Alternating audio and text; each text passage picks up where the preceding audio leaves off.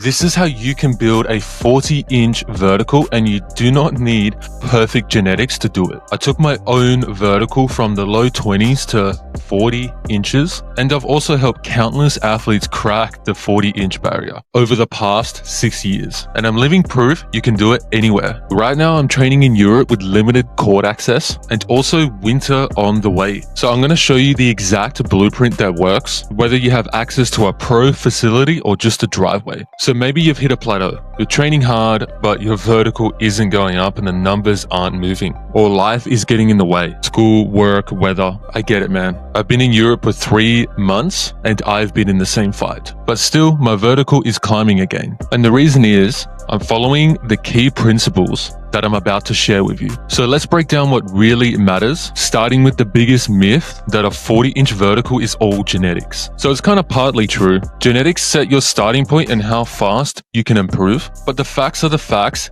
Anyone can improve and jump higher with the right approach. What really builds a 40-inch vertical is training the key qualities, which is strength, speed, and elasticity. And of course, you got to throw technique in there too. So the first step is just simply jumping more. 99% of athletes I've talked to that have these dreams of dunking and jumping super high just haven't nearly jumped enough. You see, it's quite simple. Your body adapts to what you repeat most. You absolutely must ensure you're going out and having quality jump sessions. 1 to 2 times a week is a sweet spot. 3 times a week if you're younger and lighter. You see, a huge part of jumping high is just being coordinated at the task. You can't expect to look explosive if you just lack skill and coordination and you just haven't done the task enough. This is exactly why Olympic weightlifters, despite having a huge amount of power behind them and pretty decent standing verticals, suck at jumping off an approach just because they haven't done it. So what you need to do is practice what you suck at most. This is where you're going to make the fastest gains. Don't avoid it. So if you're good at jumping off 1 or 2 steps, but you suck at a full approach, guess what? You need to work on your full approach much more. That's where a lot more of the gains are going to come from. Or if you're good at lobbing the ball and dunking, but you suck at dribbling and dunking, if that's a goal, you need to rep that more. The key here is just not going to be afraid of failing and to look stupid and just constantly do this over and over and over until you get proficient at whatever you're trying to work on, which is obviously dunking. So when I first landed here in Europe, very often it was raining, the outside courts were wet, so I had to squeeze my sessions in between the weather, and sometimes I didn't even have court access. So what I did was I just jumped on the road and got my reps in on the road. So that forced me to be selective and attack weak spots instead of mindlessly racking up reps. And guess what? Results have been coming faster since doing that. Okay, step 2. Most athletes are just simply way too weak. Now, sure, there's some genetic freaks out there that can just be as weak as a kitten and get away with that and still jump high, but chances are, bro, that's not you. So this is where heavy compound lifts come in, like high bar back squats, and yes, high bar, because you want to be in an upright position when you're squatting. Things like deadlifts, lunges, hip thrusts, Romanian deadlifts, the list goes on. And I'm going to go as far as saying if you can't squat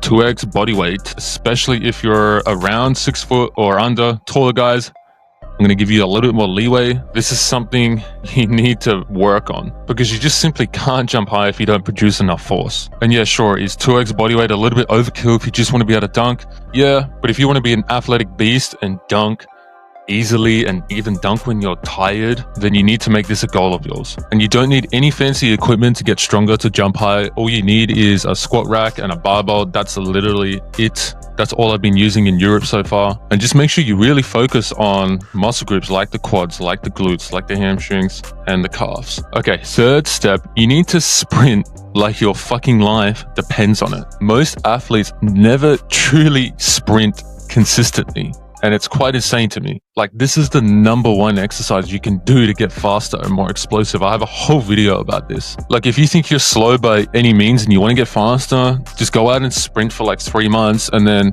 tell me how much faster you are after that. It'll literally transform you. It'll condition your nervous system, your muscles, and your tendons like nothing else. So how should you go about this? You would want to start from anywhere to 10 to 30 meter sprints. Later down the track, you can even incorporate flying sprints to where you run in and focus more on max speed or max velocity. Even hill sprints if you want to emphasize acceleration mechanics a little bit more. Like I've been doing most of mine just on the road outside in the countryside. There's no excuse to not do them. You can literally do them anywhere and they don't require any equipment at all. Like, you don't have to get all fancy and glamorous about it. Your nervous system and muscles that don't care, it'll just adapt. By the way, guys, if you want to find out exactly why your vertical is stuck and get a step-by-step guide on exactly how you can fix that completely free, there's a link down below to where you can check that out. We use this system with all our athletes, and it's how we help them make 3 to 10 plus inch vertical transformations through simply just targeting their weaknesses. So if that interests you, check that out, but otherwise back to the video. So here's a simple weekly layout you can follow, and this is what I'm currently doing. So Monday, you low rim dunk, you focus more on skill and technique. Then you do Excel sprints after that, or acceleration sprints. Tuesday, you hit a lower body lift, focusing more on strength and power. Wednesday, you can rest or do upper body. I'm doing upper body currently. Thursday, take completely off. And then Friday, have a high rim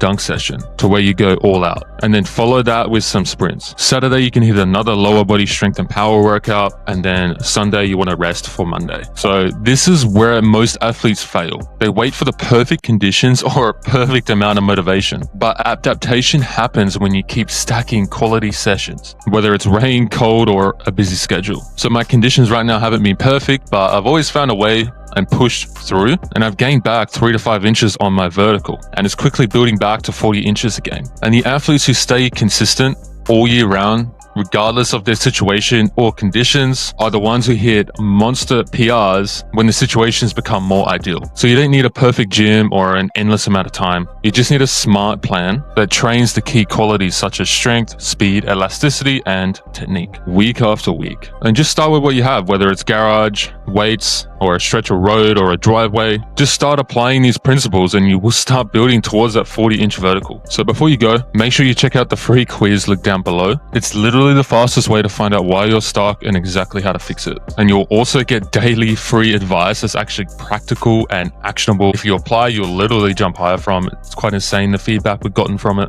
And we don't share these tips anywhere else. So check that out and let's build a 40-inch vertical together.